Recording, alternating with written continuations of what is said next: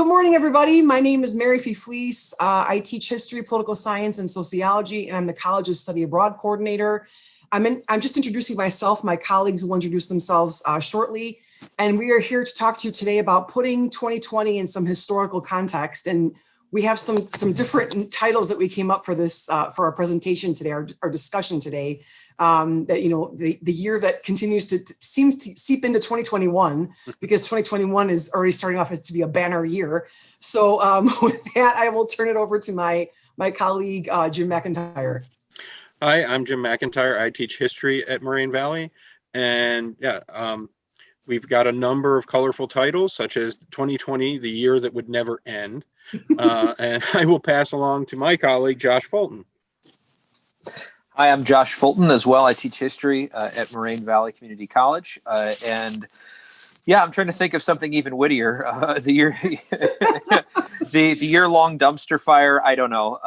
It's a tough one either way. But we'll try to put it apocalypse. That's right. We'll do. It never ends. That's right. We'll do the best we can, though. Yeah. But the funny thing is how, like, I struggled. I don't know about the two of you, but I wanted to include some 2021 stuff on here because already 2021 has been, you know, to use I like to use a different term, but I can't. But it's been a bit of a mess. But we have so many things in 2020 that we just have so many jewels to choose from. So would any of you like to start in terms of like things that were near and dear to your hearts that stuck out to you in terms of putting 2020 into some context? Well, obviously, I think the big one off the top is the pandemic, right? COVID-19, and literally shutting down the world for much of the year.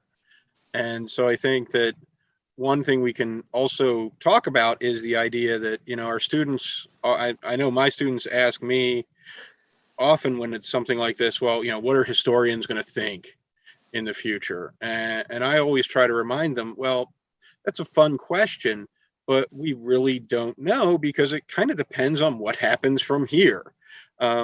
Mary and I were talking briefly, and this might be a good segue for you to pick up on, Josh, but you know, until very recently, the influenza pandemic was something that had pretty much fallen off the table because, you know, when you add in the Great War, the Great Depression, and World War II, it was just one other bad thing that happened like we're talking about 2020 as this catalog of bad things. You know, it's easy to lose sight of some when you have something else come down the road that seems even worse. So I think, you know, a big part of it too is looking at perspective. So. Yeah, absolutely. And thank you for tossing the ball that way. I think of sort of two things, you know, one, to your point of given what we do for a living, often I have been asked, you know, what would be a historical time that you would want to go back to? That you would want to walk around in, and what would you find sort of interesting or engaging with it? And outside of the fact that I like air conditioning and, you know, lots of other modern amenities that, you know, would make me not want to leave, of living through history wasn't all that fun. You know, we tend to want to look back positively on a number of different things. Of, oh, the 20s, they look so great. The music was wonderful and the gin was flowing.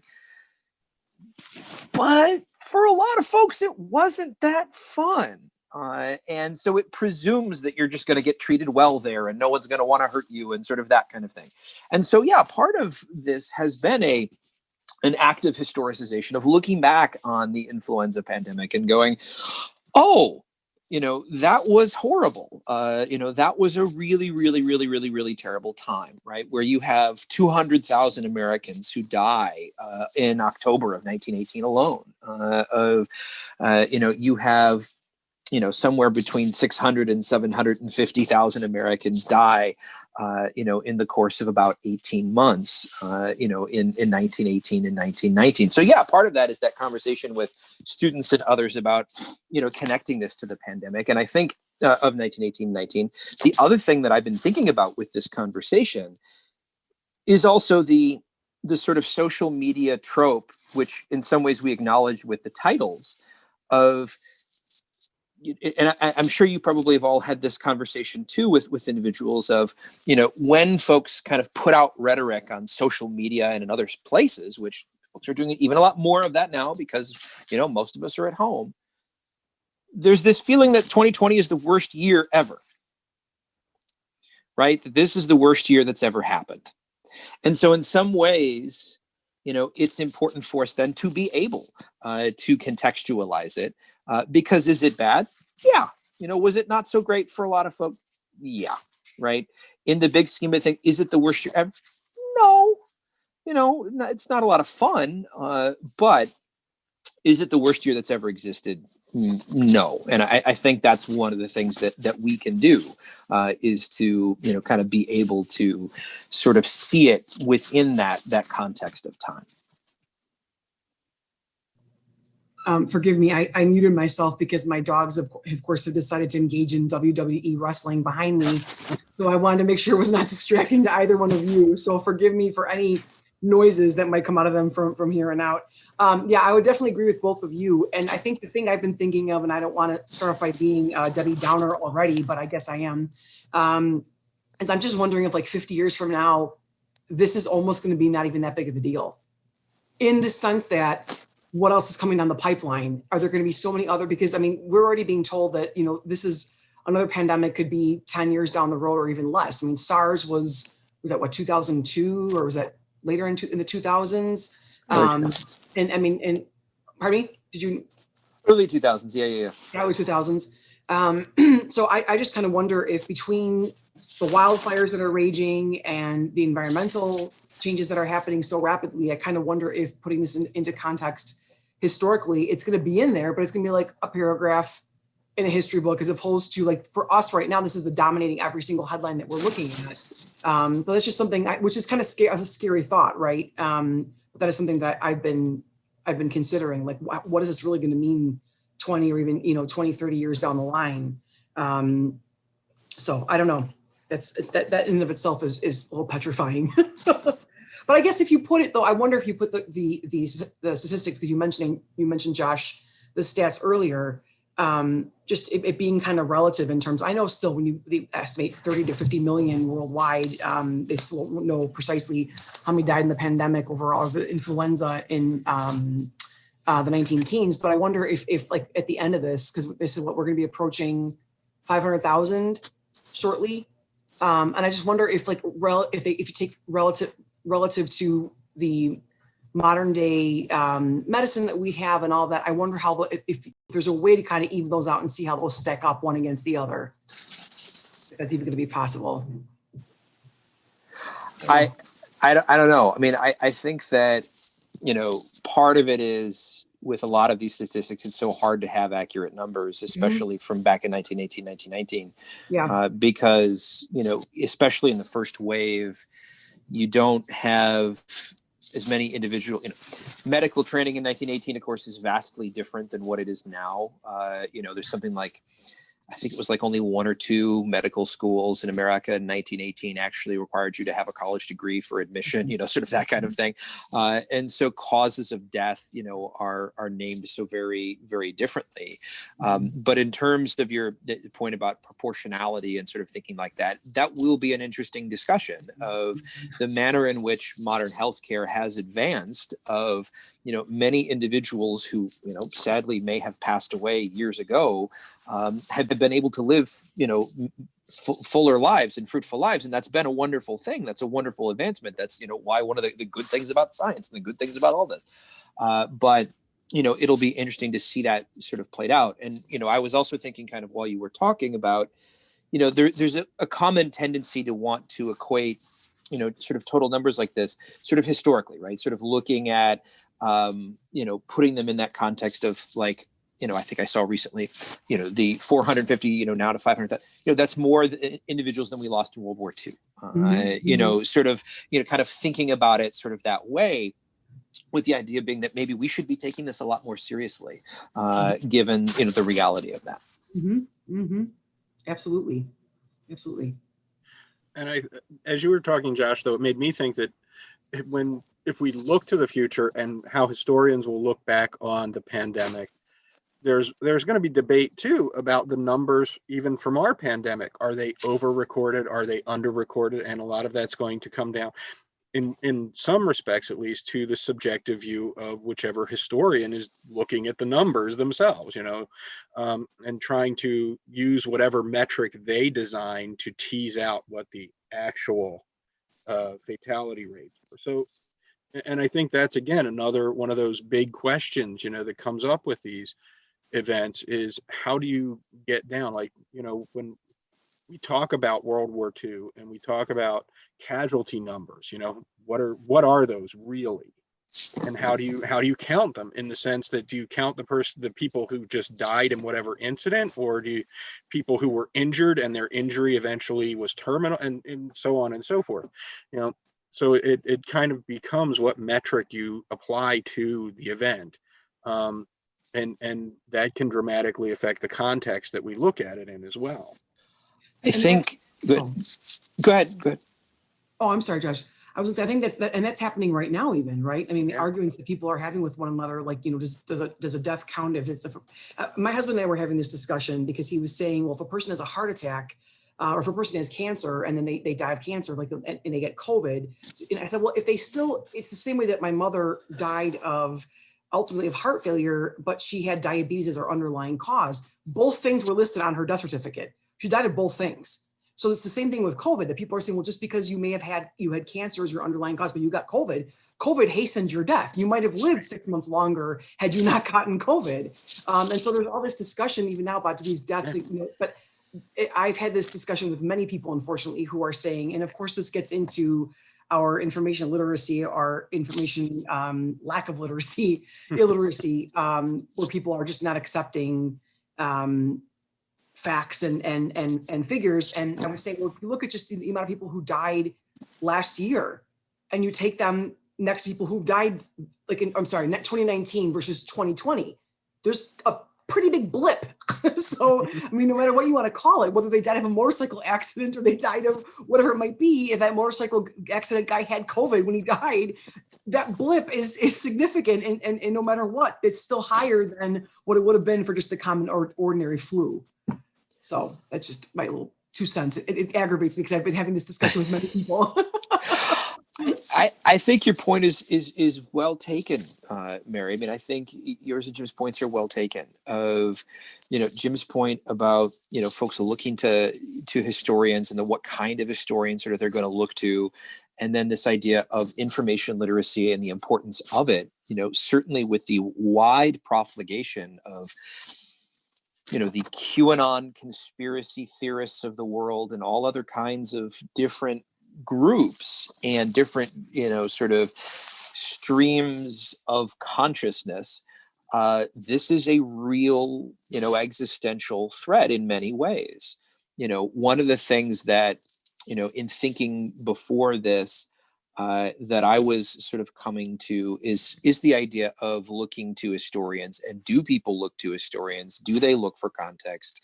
And do they value it? Right. And there are some who do, right? There are some who look to scholars, who look to historians, who look to individuals to be able to contextualize things in a critical and thoughtful way. There are those who don't, because they think that historians are relatively kooky, for lack of a better phrase, that we're sort of that, that uncle who only has, sort of trivia about the Battle of Gettysburg or the Battle of Jutland or something like that, that's what history means to them, is the buff kind of thing. If you spend enough time on social media, right, you'll even see this amongst, relatively well-educated people, right? This idea that, historians aren't going to believe, what they read about 2020, which in some ways I think is rather unkind to historians, because for the most part, the idea is that we have a pretty good ability when it comes to information literacy and the ability to think sort of critically, and we're going to have a sense of understanding. I mean, yeah, we're going to look at the Bernie Sanders meme and go, wait, what? But then we'll figure it out. It'll take us a second, but then we'll get it because we're relatively smart folks.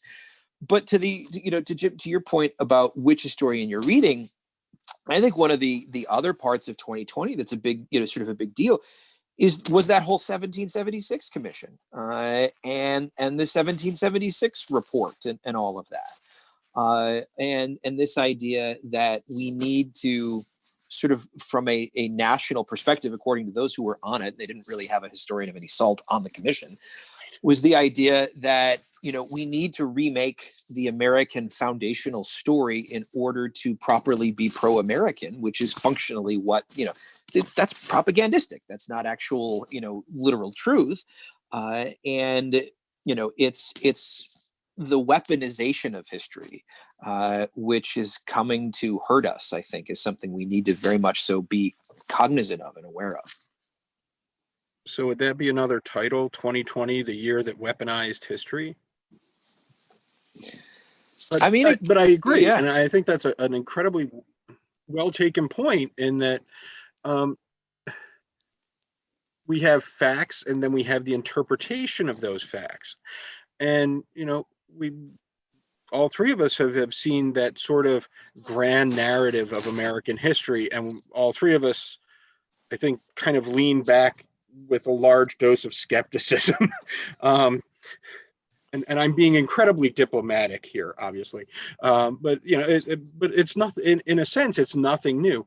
I think, though, that to your point, the use of social media, the mass and rapid dissemination of this alternative to truth narrative, if you will, right? It's counterfactual narrative that gets out there. And again, it's that idea of, whoever gets, again, to use a sort of very dated expression, whoever gets the scoop first in their paper kind of tells the story, right? Gets that first impression. And I think that's a really big problem, because good history doesn't work that way. It's a meticulous, time-consuming process of research and fact-checking and verification before we come forward with something, in the hope that what we come forward with has its own objective value, because it's been vetted so thoroughly. And so I think you do have currently these two just diametrically opposed approaches to depictions of the past, and even depictions of the present, that will, again, be part of the grist for the historian's mill down the road. I think you're raising an interesting point with that too, just because, in American government, we talk about the role of citizen journalists in the media and the role they're having in shaping how we look at things. And I was thinking of a couple different things. On the one hand, you've got your positives. Something like, if you didn't have citizen journalists, would we have gotten that camera footage of George Floyd and what was happening, in real time while these people were gathered around watching this man die? Would we have gotten that if somebody was not staying there filming it? As a counter to that, I also remember, and I'm sure you guys could tell me what you were doing that same weekend, if you remember, in the aftermath, that was the 25th of May, I think, the George Floyd killing, murder. And then that weekend after was Memorial Day weekend.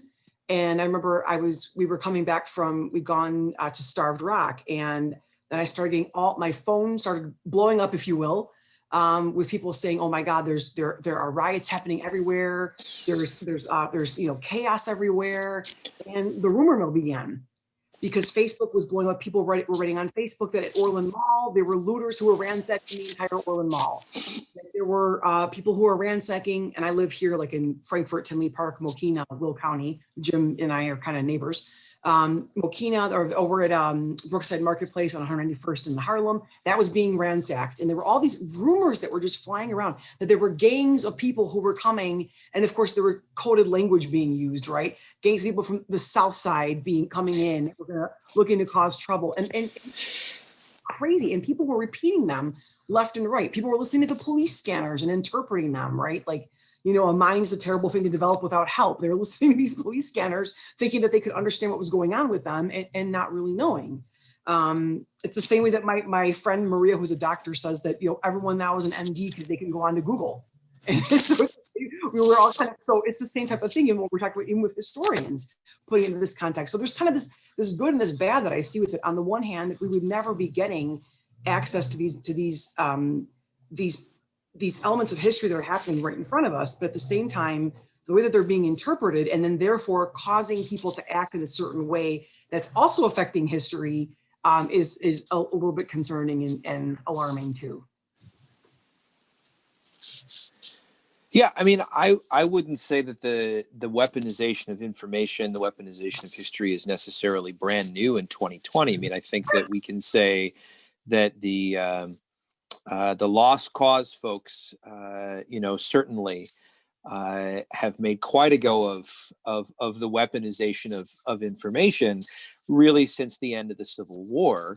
But arguably, we're still cleaning up their mess now. And that, I think, forms part of that long legacy of a climate of a racialized understanding of aspects of America that shapes much of the conversation around, incidents and, events such as the killing of George Floyd and the death of Breonna Taylor and so many other individuals, that it's that, sort of weaponization that leads individuals into these actions and into these moments and into these events, sort of what you're describing. And that last week of May, first week or two of June, that was a time unlike any other. Yeah.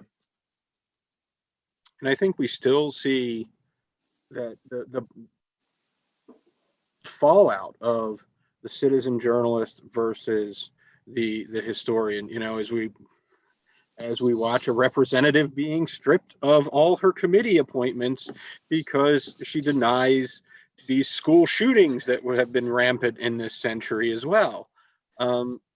So as both of you were talking, I think as we engage with the race issue, we could also be looking at one of these watershed moments in history. And I've had students over the years say, wow, the French Revolution seems pretty cool. I think, yeah, from a distance of 200 years, like being on a street in Paris during the terror, no, thank you. And I think, a lot of what we're seeing is that jumble of fact and rumor, that disquieting nature of moments of long overdue, but possibly tumultuous change, and when you're sitting in the middle of it, it really doesn't look cool. It maybe when you see the outcome that there are positive outcomes that occur as a result. Would I have wanted to be a peasant in 1750s France? No, thank you. But by the 1850s, unlike many other spots in the world, all French farmers owned their own land. This is a good thing. But the process of getting from point A to point B was really bloody and horrifying for those who went through it, and deadly for many who went through it. So I think those if we are in fact in a watershed moment, there's a lot of that potential as well. And I think one other potential to take off your point, Jim, which is a good point about the idea of a watershed moment. I think this was maybe 2020 could maybe be categorized as the year that white people woke up and realized what Black people were dealing with every single day of their lives, right? Because it was like Black people were patiently like, yes, we deal with this every single day, getting pulled over, and white people are like, oh my God, I can't believe this is happening. Like, this is terrible. And it's like, welcome to the party. They've been dealing with this for centuries, right? Hence the 1619 project of trying to put history in the context of history starting then, when the first slave ship was brought over.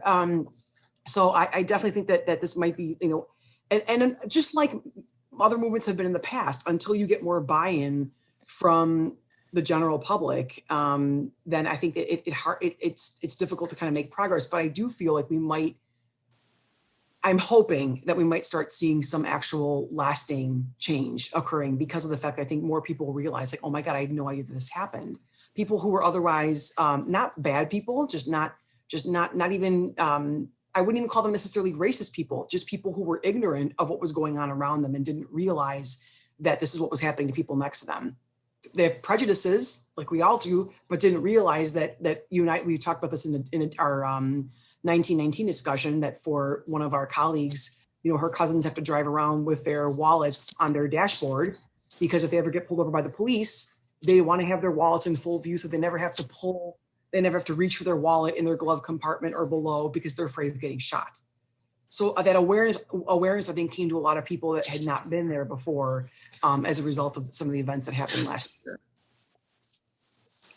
Thinking about what both of you are sort of saying, you're sort of having these two thoughts that kind of come to mind. One is to your point about, is 2020 the year that some white individuals are waking up? Yeah. Are all of them? No. I think about the communities that I grew up in, which were, very nice and, relatively, well-to-do. I mean, I grew up in Brookfield, but, it's next to Riverside and Western Springs, and, all of them they're overwhelmingly white communities, and many of them after May and June of 2020, you saw, and I live not far away and I still have family there. And so spending time around them at that time, you saw, these sort of ad hoc protests and people sort of putting out signs and sort of all of that. And, that very 2020 phrase of virtue signaling was something that sort of came to mind, of the idea of, are they, that's great that they seem to, okay, they're having conversations, and that's fundamentally a good thing. Okay. Is that going to change the tenor of the community? Is that going to change the tenor of, if someone is walking through town and they don't really look like they might necessarily, if you're, if somebody's going to look at it, well, that seems out of place. Well, why? Sort of that kind of thing, and will they ultimately change? And then to your point about, the 1619 sort of project, thinking about how, in state legislatures now, there are bills to ban it in public schools, that you're not allowed to talk about it. And, thinking about how, maybe one of the scary aspects of 2020 is the legitimization of the weaponization of information, of the weaponization of these falsehoods, and sort of that kind of thing, of the empowerment of it, and that it's not really about history, it's about power. And I think that's one of the other sort of interesting parts of this too. Jim, did you want to respond to that? I was actually going to say, and to build on both of your points, I think we've seen some white people wake up and go, what, really? We've also seen, and again, we're talking about this every day, right? We're seeing also bills coming up now about, extremism, domestic terrorism. Some people have doubled down or tripled down, and I think that we are definitely bifurcating society in a lot of ways, or even, sort of smashing it into multifaceted shifts, and I think one of the problems with quarantine and this information dissemination we've been discussing is, if you really choose to, you can live in isolation with your own little Weltschauung for as long as this goes on, and watch nothing but that. I have friends who, it's like, well, where do you get your news? Well, just from this one outlet, because that's the only one you can trust. And it's like, why? Well, all the others lie. Well, how do you know? Yours isn't lying, and to disclose a secret from my dark past, right? I actually was a broadcast cable major for a while. I was going to be a DJ, long story. But one thing that has proved of infinite value from all of that has stuck with me over the years, I had to take a communications law course. And the first day of the course, the professor said, freedom of the press belongs to the owner of the press. And that is, so your outlet really is going to be determined by the politics of the owner. And we could argue about the moral rectitude of that, but I think it's just pragmatically true. Rupert Murdoch is not going to start a media outlet that is going to be, left-wing radical. It's not going to happen in this time continuum. So I think that's something that needs to be kept in mind, and I think it's an important part of our job as educators, right? When we're looking back at these events, to go, well, where are you getting that information? You know, what is, and what do you know about the source? You know, it's that information literacy component. And certainly, you know, I'm not trying to, of needs, discount one source of information versus another, because, you know, when we do that research in the past, you know, it's like when I teach the American Revolution, right? We all focus on the patriot view, but what about the loyalists? And when I talk about the loyalist view, it's like, well, some of them had really good it wasn't that they just, you know, were arch conservatives. It's, you know, they had benefited, they, you know, had connections to, or, you know, they were part of an extended noble family from Britain. And so that would really be literally going against their own family for them. So that, you know, there are different sides to any moment, but I think that, yeah, when we get into this extremism of the, as you mentioned, and I think that's a really good term for it, the weaponization of history, it, as part of its agenda, delegitimizes any other sides to things, any other interpretations. It's that one is the correct one, no others. Oh, do you want to respond to that, Josh? Because I was going to say something. Go ahead, and then I'll, yeah. I was going to respond to something he said earlier. So if you want to respond to that, you can. Oh, sure. Okay. Yeah. No, what I was going to say is, you know, as Jim, as you were talking, it made me think about kind of the growth of the term cancel culture, and how, you know, what you end up having with many of those individuals who have engaged in weaponization of information about power, you know, with this idea, the purpose about power, and that criticism, you know, cannot be abided in that it's taken as sort of hatred of the state or hatred of a leader or hatred of, you know, X, Y, or Z, that when there are consequences, right? I mean, because often what you're seeing, right, is those who are embracing this kind of weaponization are articulating a vision that their vision is a legacy of the continuation of the American revolutionary story, right? That they're more American than others, right? That they're more American than others, but that any consequence, right, to that weaponization, any consequence to their speech, any, you know, sort of form of boycott, or you know, you're going to be kicked off this platform, or sort of this kind of thing, is supposedly this attempt to cancel, right? This attempt to quote unquote cancel them, and, you know, this idea that to them the merit of speech and of their weaponization is that they have freedom to the hilt to do whatever it is that they wish without consequence, and that is the measure of freedom. And so, no, that's kind of what I was thinking of, kind of as you were going. And so, you know, I think one of the interesting parts of 2020 and into 2021 has been this re-injection into the national conversation about, you know, sort of the merits of speech, especially online, and kind of where do we go from here. So. Yeah, and to piggyback off that, Josh, I love how, you know, people are screaming about cancel culture as they are screaming about it publicly on the news from the bully pulpit of Congress or wherever they are. So yeah, they're not being so canceled, right?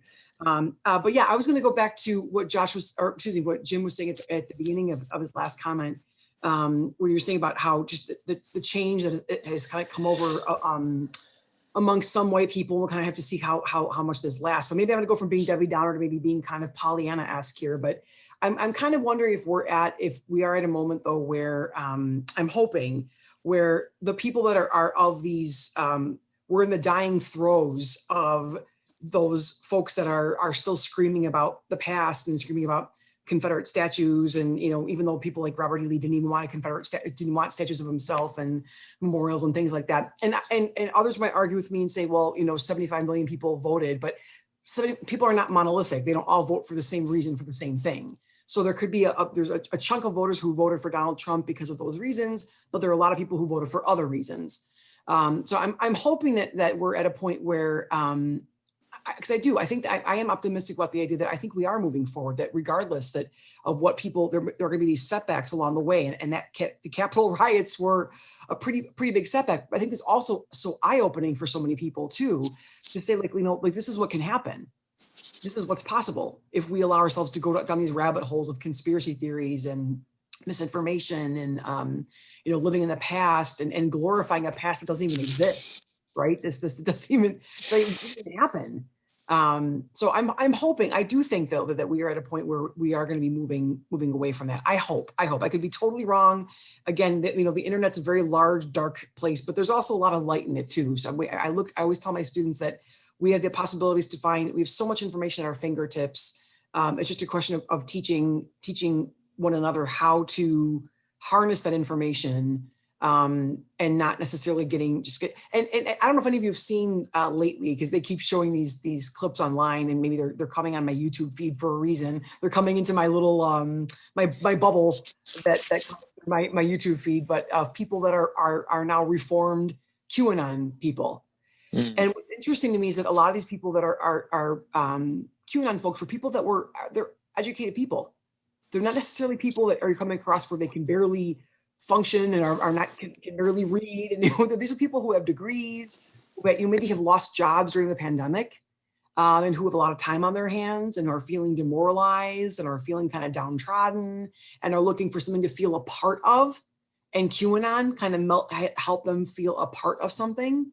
And so perhaps part of this is sort of this search in the United States for this community and trying to find this way of coming together again and not be so kind of in our little pockets, but how to find ways to come together and not be so isolated. We live in a time, and as I just said before, where we have so much access to seeing people, and yet people report to be more lonely than ever. We're so lonely, and you think that we have all these mechanisms for being able to see people, and yet we're still saying that we're so lonely. So what does that mean about us? And I think I've just thrown a lot of stuff out there. So feel free to extrapolate whatever you like from that, if you can extrapolate anything from that. You want to go, Josh? I was asking go because ahead. I actually have a thought. Okay, go ahead. Go with it.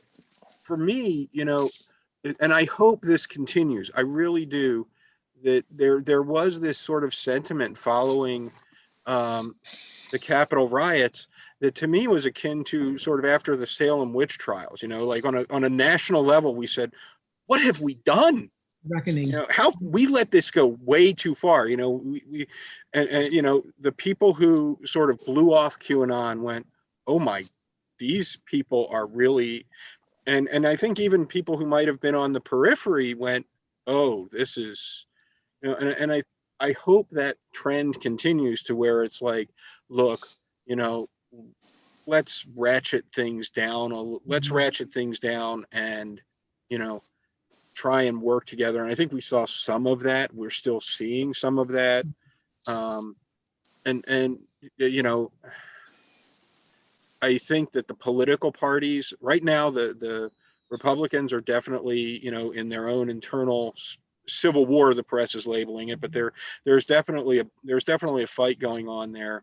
But I think it's more than anything, really, to me, it's a time of reckoning. Like, this is not new, right? There's been this declining appeal to parts of the message of both major parties. Yes. And I think that, for right now, the Republican fight is very open and in the media. But I think at the same time that there definitely there's absolutely discord in the Democratic Party, and I think that this could be an opportunity for either multiplication of political parties, which might be a good thing in ways, or the recasting of the current parties. But definitely, okay, if nothing else, then let's have this debate. Let's finally have this discussion that we've been trying to avoid having in these representative groups for so long. But let's have it civilly. Like, let's actually look for solutions rather than, branding anyone who doesn't agree with our agenda as being, Republican in name only, Democrat in name only, or whatever slur you want to, the slur du jour, if you will. I had to sneak some French Revolution in there. But like the idea of actually having an open and honest reckoning within these groups, doing it in a civil sense. Do you both, Josh, I'm so sorry. I just wanted to really quickly. Go ahead. Yeah. Do you both not think, though, that some kind of reckoning needs to happen within the Republican Party in terms of, the Dixiecrats and those folks that left the Democratic Party in the 50s and the 60s, 40s, 50s with civil rights, migrated into the Republican Party and have stayed there since? I mean, to me, it seems like there's got to be some kind of a reckoning that's got to be made with some of those people that are still there. And meaning that I think that generationally, I think some of those folks have been weeded out, but that seed is still there. Right. The Southern strategy that Nixon used, that's still there. So until they make a reckoning with that, and that might mean, as you said, Jim, like a repudiation of it, that might mean the breakup of the party and into a couple different parties, or some more independence that maybe caucus with both, depending on the issue. I think that might bring us into a healthier place politically, because I think that whatever we're doing right now is just not working. This tribalism is not getting us anywhere. No. And I think that might help us. But I feel like you can't. It's like Truth and Reconciliation, right, with South Africa. You cannot move forward unless you make a reckoning with the past. And we've never really reconciled that past. It's still there. It's still there.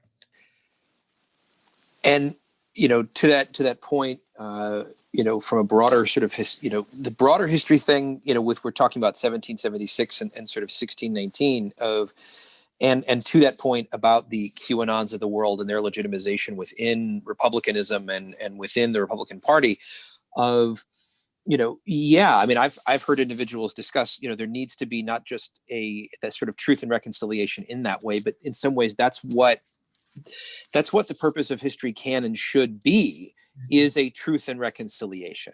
Right, that those who tend to push the narrative of the 1776 Commission and report is that the purpose of it is to construct a proto-Americanized narrative that serves their vision of the American ideal.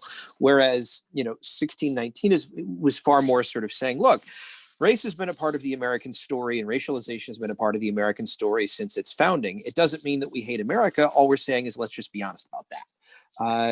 For the most part, that's generally what it argues. There's nothing wrong with that, although, at least according to some, yes, it's, a real, true demonized hatred. I think there is a reckoning that is going to come, a conversation that will need to happen about either realignment, as Jim says, or the deconstruction of the party, sort of as we know, because I think about the Representative Marjorie Taylor Greene and the fact that she's voted off the committees, certainly, but the majority of the Republican Party still, for the most part, at least within Congress, is, essentially sort of maintaining that, right? Is sort of saying, well, maybe we've gone a little far, but it's still, right? And so it does show that, part of that view and that those theories and there's aspects of it that live on. And so, yeah, I don't know when that is going to happen, right? This discussion about what that sort of actually, where that means and where it goes. Yeah, but right now there is very much so a reformation of ideology going on within the Republican Party, and to Jim's point as well, within the Democratic Party, very much so. Of will there be a party that looks more like is embodied more in the ideological focus of the Bernie Sanderses of the world, the Alexandria Ocasio-Cortezes of the world, or is it going to be more sort of in the centrist view of a, say, President Biden or somebody else? Yeah. I don't know. Yeah. Or maybe you'll be a Marjorie Taylor Greene. Who knows?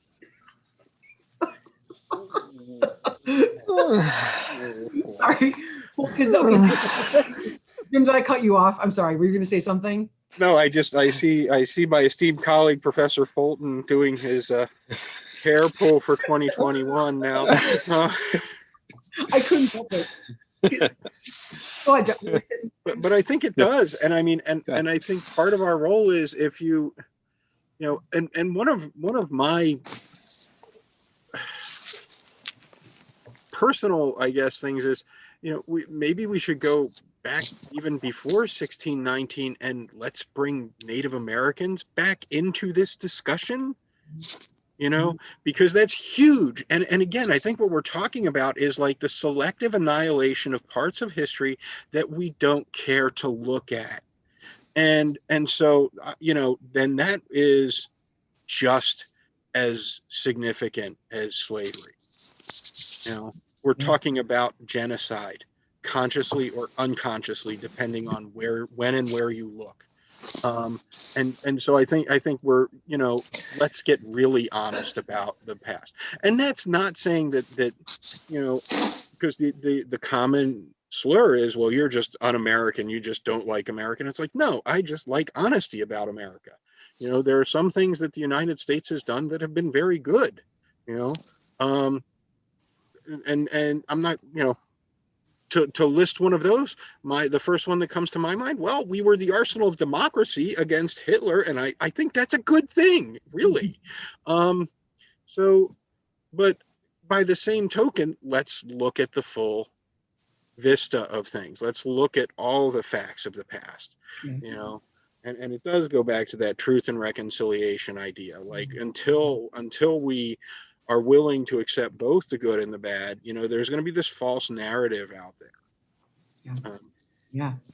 So this is a safe space, Jim. You can say Nazis are bad. I hate Illinois Nazis. I hate Nazis. I was just watching that like 2 weeks ago. Actually, the day before the Capitol riots that was on. We're talking about the Blues Brothers. So you guys were talking about the political parties. I'm going to go back to being Debbie Downer now here for a second, but we're talking about the political parties. But I think that we'd be remiss if we didn't have a discussion about the way that history is being formed by, and at least political history is being formed in this country, if we don't talk about the way that the judiciary is changing, and even by, you know, talking about the idea of the death of Ruth Bader Ginsburg in September, and the way that Mitch McConnell, Senate Majority Leader Mitch McConnell, former Senate Majority Leader Mitch McConnell, was brilliant, really, if you know, in reshaping the court in his own image, if you will, and the court with judges.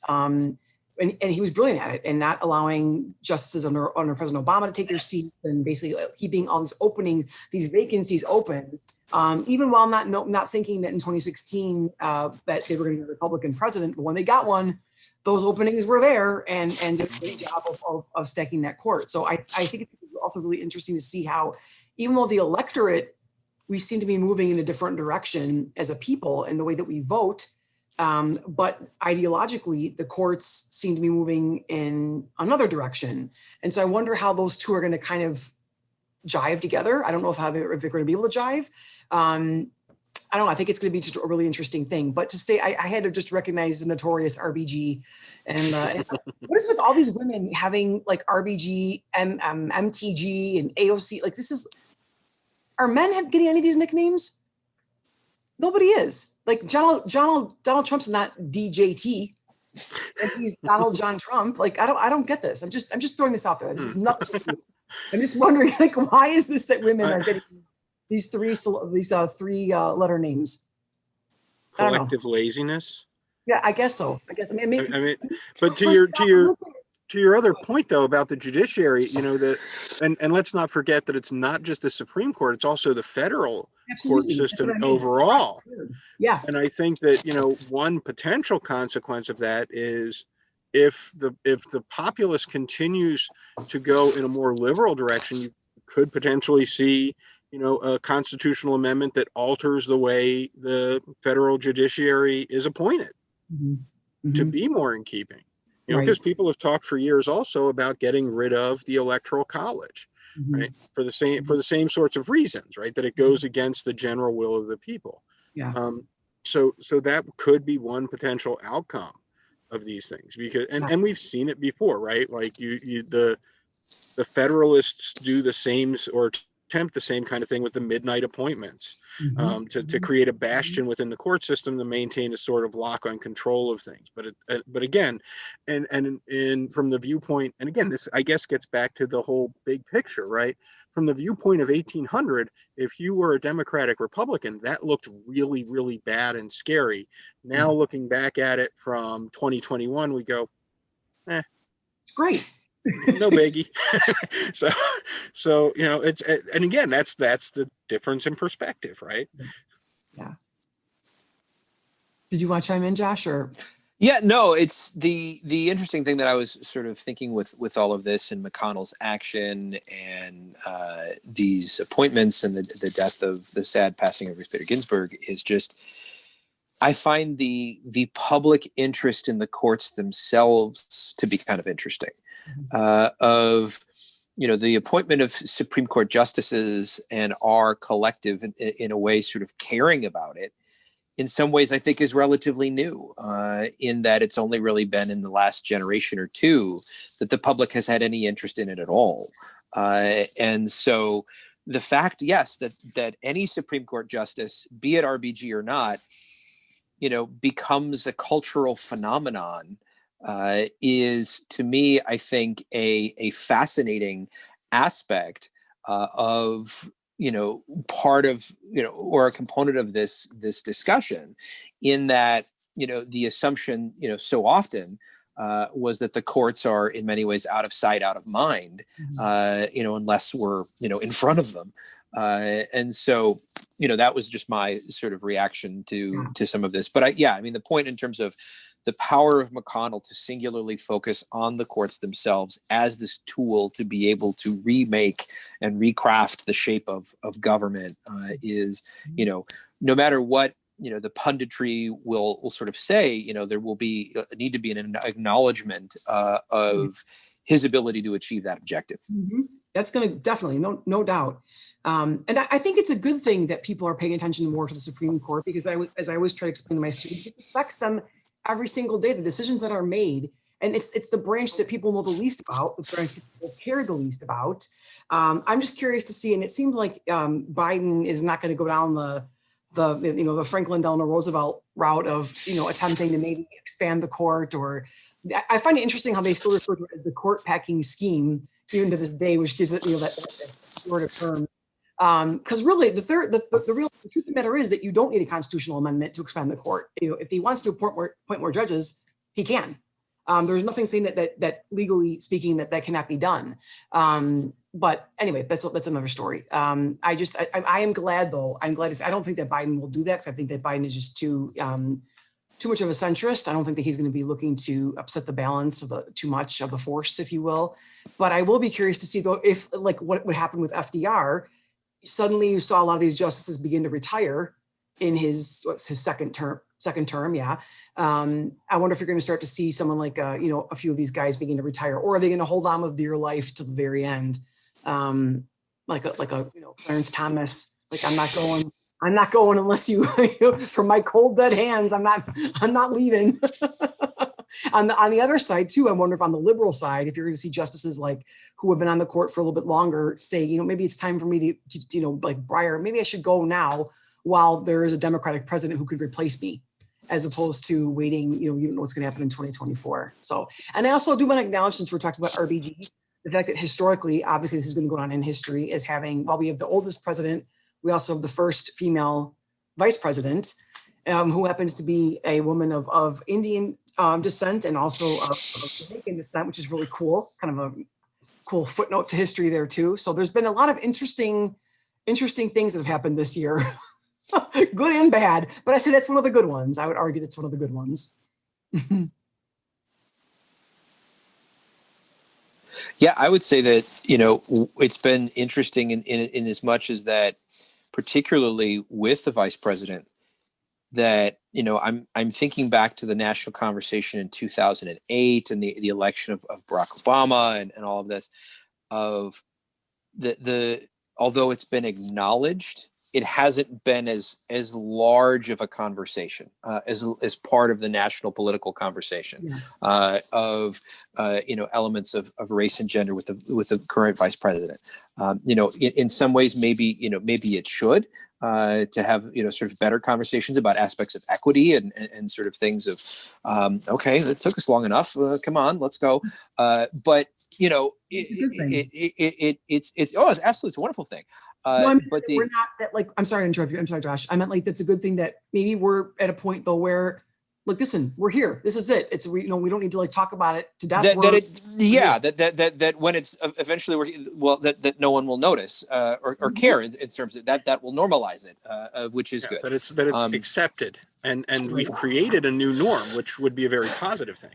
Yeah, which would be great. That would be fundamentally a good thing. Yeah, absolutely. And I think normally it probably would have been a bigger story, but there were so many other things to overshadow it. There was kind of, Donald Trump was this force that sort of sucked the air out of everything else around him. And so it was, I think, a lot of these other things that happened. And of course, along with the pandemic, there were so many other things happening at the same time that I think that probably would have been a bigger story, if you will, story, had there not been so many other things happening at the same time. Sure. Agreed. And I think the continuing battle over the election's legitimacy that ended up in the riots, and then the concern that got of many Americans going into Inauguration Day of, okay, what's going to happen today? Mm-hmm. And so I think that, as you said, Mary, it sucked a lot of the energy out of it, but it also was like, okay, well, we've gotten through this. And again, discussion or not, we are creating a new normal just because of the fact that she's sworn in. Mm-hmm. Mm-hmm. Yeah. And that's wonderful. Yeah, absolutely. I mean, and I would say that regardless of party, I mean, well, let me be honest. If I'm being totally honest, if it was Marjorie Taylor Greene up there, I'd be a little bit concerned and nervous. But if it was like, even if it was Liz Cheney, I'd be like, okay, she's at least, believes in reality and doesn't believe that, that Jews have like space lasers that they start wildfires with. So I'd be a little bit more inclined to be okay with that, with a Vice President Liz Cheney. Sorry, couldn't resist. Around somewhere in the footnote of history about the Jewish space lasers. That's got to be said somewhere. Even though it's more of a 2021 story. It was still around in 2020, so I think we can include it in our circle. Yeah, that rising anti-Semitism there. That's not good. Yeah. That's not good. Yes. And with that, should we wrap up the Jewish space lasers? On that note, yeah. Comments, gentlemen, closing comments, thoughts? Or have we said it all? Anybody else any other story that you think that we didn't say, that we didn't talk about? Like we talked about I think there's hundreds of other stories, right? I think in one of, I guess my final thought would be that, that the dissertations that are going to be written on 2020 will be vast and numerous. That the news cycle every day that we endured was so large and so beyond what we understand often to be normal, that it is why this is going to be a time that is looked at by so many for years to come. Mm-hmm. Mm-hmm. Mm-hmm. I think that go ahead, Jim, you want to go first? Well, my only comment at this point would be that, I think that we've also shown that these events don't just automatically end with the passing of an arbitrarily imposed date. Yeah. Yep. Like I always point out when I'm teaching Western Civ 1 and we go from the Middle Ages to the Renaissance, it's like, okay, everybody didn't wake up one morning in 1350 and decide they were a humanist now, right? Like these events, I know I'm shocked. I'm sorry, Josh, but it is true. But that attitudes are very, very slow to change, though, and I think that's one of the things that we've been talking about for much of this hour, right? Is that a lot of these attitudes that are changing, they're not, the change isn't new. It's been a long time in coming, and it's not done yet. It's still, the change is still going on as we are sitting here, and will continue to move forward. So those would be my final thoughts. Yeah. And my final thought will be also part of the fact that I've been jumping up out of my seat for the last minute here because my dog has found something that she's been eating and chewing on some kind of wood that she's getting into, and I have no idea what it is. But I think that's also a reflection of where we have been right in 2020. The fact that we've all been part of one another's homes, that we are working and living and in a way that we never have in ever in history, in human history. And in a way, I think it's kind of a nice thing. So I think that we've humanized one another quite a bit. I think seeing having even being on sessions with my students and seeing one another's pets and being able to talk about things that are going on in your homes. And it's been kind of also a nice thing, a personal thing. So I'm hoping that maybe that brings us to a bit of humanity left. That being said, I'm also going to say one more Debbie Downer comment, which is I do think that this pandemic has left a lot of people with some PTSD. I think that's going to be something that they're going to be documenting in terms of historians looking at that we are a generation or a group of people left with some trauma that has to be dealt with because there was a lot that happened. When you think about frontline workers and people working in hospitals and I know, thank God, I mean, we've had our own share of things, but none of us are working in hospitals as either as nurses or doctors or as morticians and having to see the things that people like that are seeing. And I think that we are going to see quite a bit of people who are going to need counseling and just need to acknowledge that this was a major tragedy for all of us. So on that happy note, welcome 2021. Bring it in. It's great. It's great. And cut. And scene. That's a wrap, folks. Thank you. Thank you for coming. Thank you, everybody.